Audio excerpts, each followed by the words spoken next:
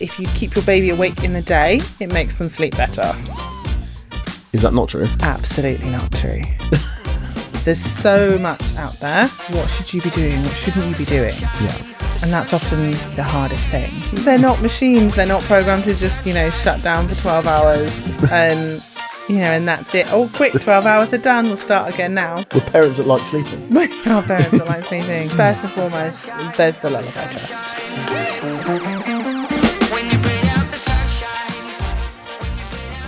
Welcome back to the Toddle About Show. I'm Bill Clapson. And I'm Emily Clapson. She's in her fancy chair. Yeah. What we're talking about in this episode. So, last time we talked a lot about kind of the heat and sleep came up a lot. So we thought we'd do a whole episode talking about sleep.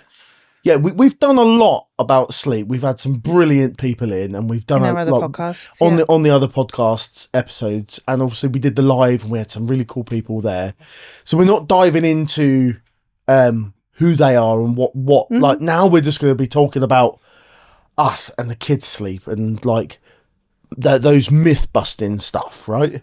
Yeah, definitely. And advice, where you can go to for advice, who to listen to, maybe who not to listen to. Well, the Toddle About magazine and website is a fantastic resource for and stuff. What we're going to do in these episodes as well is that the show notes are going to be a lot better. Like we're going to put a lot more resource in there and links to the website and particular articles and things like that.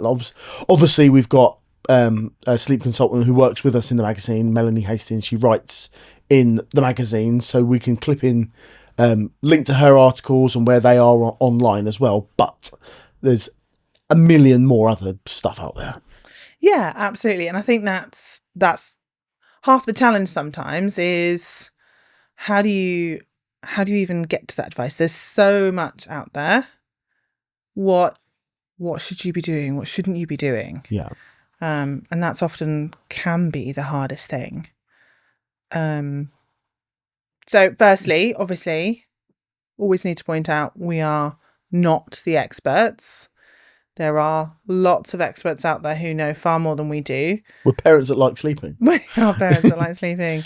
But, first and foremost, there's the Lullaby Trust. They are absolutely the people that we should be listening to, that experts should be listening to, and the advice they give around sleep is so, so important. Yeah. I think what you're doing is hinting at the big BBC Panorama expose that was on there about the sleep consultants that was saying particular advice. Just if you're unsure, seek out the Lullaby Trust or a sleep consultant and ask questions. I think that's like, I would ask more questions to these people. Like, yeah, and like you say, we work a lot with kind of sleep consultants. There's lots of really good people out there, and the first thing they'll say is it's not an industry that is regulated. It's not an industry where you need a qualification to do something in. So you do have to, like you say, do your research, but it's also something that's very personal to people. So do find someone that fits your style, that suits you, that your personalities kind of match with, because this is someone that is helping you when you're really vulnerable and you're really, it can be a really difficult stage. Everybody's parenting style's different. Like ours are different, but as a team, we have one way of communicating as a couple. But your bedtime and my bedtime, like for the girls, is very different. Like we read a story, sing a song, like we do our Twinkle Twinkles. The girls still love that. But then also I'm very much, this is what I'm doing, and this is when the lights are going off. They've got their Tony box, and Rory likes sea sounds on the Amazon Echo, like, and that's just our style. Like, yeah, and my dad's style was turn up, shout at us, and turn the lights off. Like, and we were too scared to stay awake. Not quite as effective, I don't think. Not as effective, like. No, and that's, yeah. I mean, we've we've tried a number of different things over the years, things that have worked, things that haven't worked. And obviously our kids are a little bit older now. So we're at a place where, you know, we can be a little bit flexible on some of those things, but there's still a routine that we follow. And it does start before they go to bed. And I think, you know, that kind of wind down, that let's have a bit of kind of quiet time. And that might be kind of to sit and to read a book, or it might be to just be a bit quiet for a bit. We spoke previously about the heat, and obviously those heat waves are still around, right? But like trying to wind down those those kids while it is still baking and the nights are light, it is hard, right? Like, let's not pretend that we've nailed it, because we haven't. No. Like we have a 7 o'clock in the bedroom, 10 o'clock, 8 o'clock, the lights are off and you're asleep by 8. I don't think we've stuck to that in 2-3 months, because it's just been unbearable and we can't do it. But there's that routine at 7, we're starting to chill out. Like, yes, they were still in the paddling pool yesterday at that time, but it is, let's say, cool down. the cool down gong bath that they gave us. It's not very relaxing. I tried to show them how to calm down in a swimming pool, and they were like, "Can we have pots and pans and bang around you?" Like, that's not what a gong bath is. No. It's a lot nicer than what I got. Yeah. But like the normal routine's out the window at the moment, right? Yeah, definitely. And you know, and there are a number of different ways that people need to kind of, you know, how they would define a routine. Yeah. I think for us, it's always been kind of comforting for me that, do you know what, if something doesn't work for a week because it's hot, because there's stuff going on, because there's... But also, like, it was show week, like a few weeks ago, for like the girls do Stagecoach. And the anxiety of performing, I think it was Hercules or whatever they were doing at the Stagecoach, like that performance night, their sleep was shot because they were anxious and they were excited, and so it's not just it could be all in their head as well. It doesn't have to be physical. It can also be things that are bothering them. And like, we know when Florence has got something on her mind because she's just not sleeping, and we just say, "What's up?" She went, "Nothing," and then she'll just emotionally vomit all this stuff, and we're like, there's a few times where I go, "You need to come up. I'm struggling." Yeah, and you know, particularly the last couple of weeks, we've definitely had, you know, issues of they've gone to bed overtired, and it's made it so much harder. But we've still got that kind of core routine, that core thing that we can kind of go back to. And if it doesn't go to plan for, you know, a few nights, a week, you've still got that consistency that they do know that go and get ready for bed. We have calm down time, stories, whether we're reading them or it's on the Tony box, sounds, the lights are down, all of that still remains, and you've still got that to go back to and to get them back in a routine.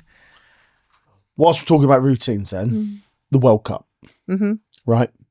Are we letting the kids stay up till 10 o'clock to watch quarterfinals?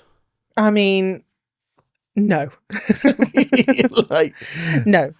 The kids just aren't interested enough, and I don't want to have to deal with what happened. Fallout. Yeah, like we were talking to some other people recently, and they were like, they don't care enough. like exactly what you were saying. Like, if they were football, this only happens every 4 years. Like the 8 o'clock games, probably that's a much easier bedtime to deal with. Yeah, like when we were talking about the who did we play? Norway. Was it Norway? No, the England game at 2 o'clock in the morning. Yeah, and I was like, I'm going to try and get up. And Florence, oh, can I? No, 2 o'clock in the morning. You crazy person. And actually, I stayed up and missed all the goals. So I kept on dozing out. But those parents that want their kids to stay up and watch it, that is cool. You do you. But like my kids don't care enough. Yeah, and I think I also don't know what they care about enough to keep them up. Like they're not into any. Like they love their rugby. They play and we watch. I don't think if there was a 10 o'clock game for that, they would be interested enough to stay up. No, and and like we say, the kids are a bit older, so we can talk to them, we can reason with them, like, and we're in a place now where we can most of the time deal with it. But when they were babies, it was hard. Yeah, really hard. So we need to mention that Rory's a COVID baby, right? Yeah. She was born 12 days before lockdown. She didn't see any other family for 6 months. Yeah. And like, not definitely had a big impact. Not woe is us, but like we had to deal with that on our own. Yeah, and like looking back now, I wish we'd talked to a sleep consultant. I wish we'd had access to some of the people that we have access to now. Like we will come on to this sort of stuff later in the series, but like things like hypnobirthing and sleep consultants, I think we mentioned it. Like, and when I was just on, no, what on earth are you on about? I definitely underestimated what they can do and what they can bring. And yeah, we had a really, it was really tough. It was really tough with Aurora and everybody with the 2018 baby. Oh, right? yeah, definitely. 2020. 2020. God, I'm wishing my life away. 2020. But the things I've learned now, like the advice I kind of see now is there are, you do what you got to do and it's okay. It's okay if you aren't sticking to, the strict, routines and you must do this at this time and you must do that at that time. If you all just need to get a couple of nights sleep, you do what you got to do. What's the myths? What have you heard? Myths, yes. So there's lots of those around. First one I saw was that if you keep your baby awake in the day, it makes them sleep better. Is that not true? Absolutely not true. Absolutely not. And I think, as a parent, it's definitely one that I sort of believed, particularly when they get to that sort of toddler-ish age when you're still trying to work out, how many naps do they need? Should I drop one? Should I not? But yeah, I think, something I definitely didn't appreciate. I'm going to keep them awake all day so they sleep all day. And then they'll sleep at night. Actually, the reverse is true. Almost the better they sleep in the day, the better they'll sleep at night. Okay. I know. Wish I knew that. I know. I know it now. Second one, the later they go to bed, the later they'll wake up. Well, if you send them to bed at 10, they'll wake up at 10 in the morning, right? Yeah, no, they're not machines. They're not programmed to just, shut down for 12 hours and, and that's it. Oh, quick, 12 hours are done. We'll start again now. No. And we still know that now. Like we do those late nights in the holidays and weekends and stuff. Florence is still waking up at 6. I'm just like, what are you doing? Yeah. You're meant to be in bed. Yeah. Yeah. But it's up time. And even when she says, "Oh, I'll have a lie-in tomorrow," it's... Yeah, but that's 6:05. Yeah. Yeah, exactly. And actually, being overtired is one of the kind of the biggest, the hardest things to deal with at a kind of bedtime. Almost an earlier bedtime is what will help them sleep longer. Yeah. Stop, get them to sleep before they get to that point where they are just so emotional that they can't switch off. So I will reach out to some of our sleep consultants and see at the end of the episode, we're going to have some clips inserted of some expert advice. Like, again, we're just parents with 2 humans, and see what they've got to say. But I am enjoying these myths, like, because I forgot them, basically. Yeah. Final one, and this is definitely one that it's not just babies, but final myth is babies need silence. Absolutely not true. Absolutely not. And, we've talked about our kids love kind of stories to fall asleep to. They love a bit of white noise to fall asleep to. I love a bit of white noise to fall asleep to. I love a bit of rain sounds. You love to fall asleep with the telly on. Like, we all know we can, we're adults and we don't silence. It's the same as for babies. Like, they will, if you create that routine, if you create that environment where they kind of feel safe to sleep, it doesn't have to be perfectly silent. Life is never going to be silent. So get them used to a little bit of noise and particularly noise that they associate with bedtime. We used to live on a farm stables and like in a house, just to clarify, we didn't live in the stables. We didn't live in the stables. Yeah. We're not Jesus, right? Yeah. But outside Florence's nursery or bedroom, the tractor would used to pass all times of the day, horse carts, and there was a builder's yard out the back, and they used to come past, and the dog used to bark at the door at everything. Florence would sleep through all of it. Yeah, like she is, like we were very conscious of. We like music. We don't need I'm not going to be silent for them. We would play music, and we still do now, and like we can have the TV on, like downstairs, enjoying not a party, but like noise and music, and they can fall asleep. She's actually grown up with it. So yeah, actually, I do believe in that. And that's it. It's life still needs to happen, even if your kids sleep. And like you say, particularly as we've got a dog, they've got to be used to those sounds. Yeah. So, been doing some research on the Lullaby Trust. We've mentioned them, and what are the kind of the hard and fast rules? What is it you should be doing for safe sleep? And as we say, please go and research this yourself. Please, links in the show notes. Yeah. But kind of the biggest things you need to make sure you're doing: babies need to sleep on their back. They need to be in a clear cot. What do you mean by clear cot? So no toys, no kind of the frilly kind of blankets and things, or the like really thick padded cot bumpers, like anything that they can. So what about those snuzz pods? So those are great for kind of short naps, not for sleep. Okay. They're designed to kind of hold the baby, stop them kind of rolling when you need to put them on the floor, awake or asleep, but not for kind of long-term sleep.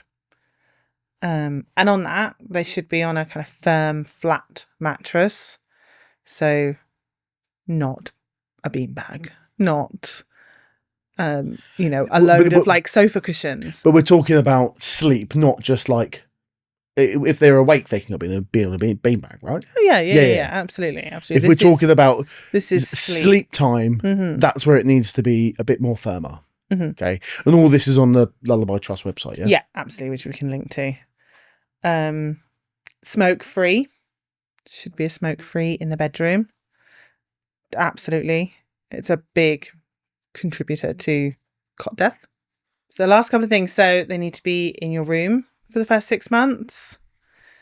You need to avoid the baby getting too hot, which we know we've covered a bit of this, and there's loads of cool things we could be doing. But those, kind of grow egg thermometer things, they're great. They're great for that, and they're great for helping you understand the temperature of your bedroom, what your baby should sleep in, and there's all sorts of guidance about how many layers they need, what kind of a sleep suit they should be in, depending on how hot it is. Do you remember when we bought that grow egg? We bought an extra one to put in my parents' house. Yes. Because their house was so hot, and they didn't believe. I said, something's wrong with your thermometer. It's too hot at your house. Oh, it's already on this. And I was so I bought them a grow egg just to have on top of their bookshelf. It was constantly on red. See, it's warm. Yeah. Red means danger. that should be. Was it green or amber? Or? Yes, there's kind of like a yellowy amber. Even kind of the blue is not. Oh, our house was constantly blue, but he was like, "Oh, I've got it on red. That means like it's warm." I was like, "No, Dad, that means it's dangerous." Yeah, like it means turn the temperature down a bit. But yeah, no, we still have ours on somewhere, don't we? Yeah. And then finally, it's like feet to feet is what we got told. I don't know if you remember that. Is put them at the bottom of the cot. Yes. And then put the blanket over them because you don't want them wriggling down. Feet to feet. I haven't heard that in ages. Yeah. Yeah. So their feet on the feet of the bed. Yeah. The foot of the bed. And actually, like, although we don't have babies, it's a nice reminder.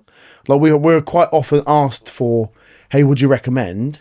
And we always point them towards a person who does this sort of stuff for a living. But just as somebody who does that, we may be asked a quick bit of advice. So, the Lullaby Trust. It's good to know this stuff. Yeah, and as much as obviously there's a lot of advice around, people talk about kind of helping babies sleep. I mean, it's still relevant to ours. It's still, the fundamental principles are still there. And, we still have, there's lots of, particularly when they're young, kind of sleep regressions and things like that. Our kids aren't necessarily going through sleep regressions, but there are times where there is a lot going on, or maybe they are going through a bit of a growth spurt as well. Yeah. And going back to those kind of fundamentals that we definitely learned too late, but are there, and you can help just smooth some of those transitions.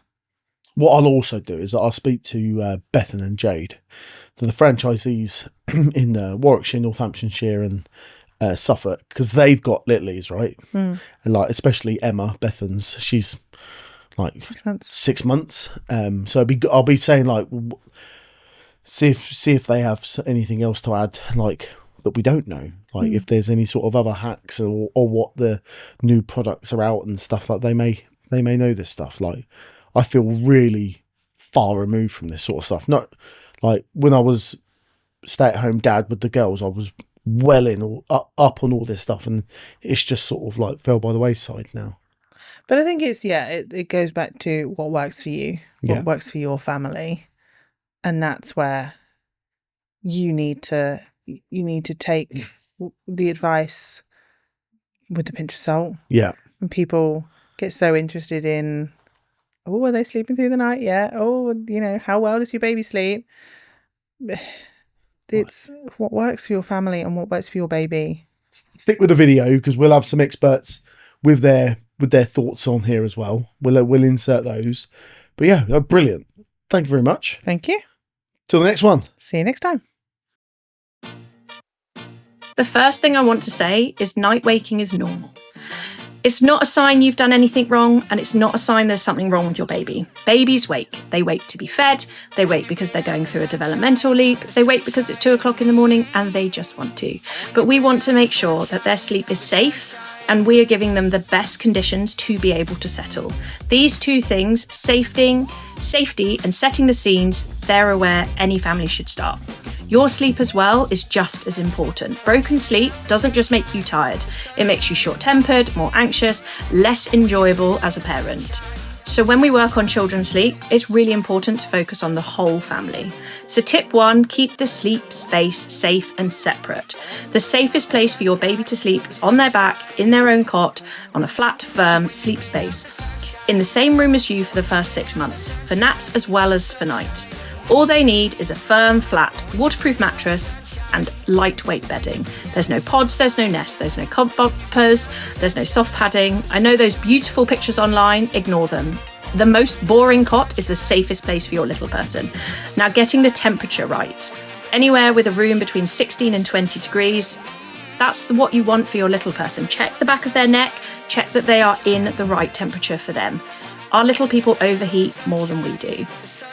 A wind down, a predictable wind down. Babies and toddlers cannot tell the time. They can understand the rhythm, the pattern.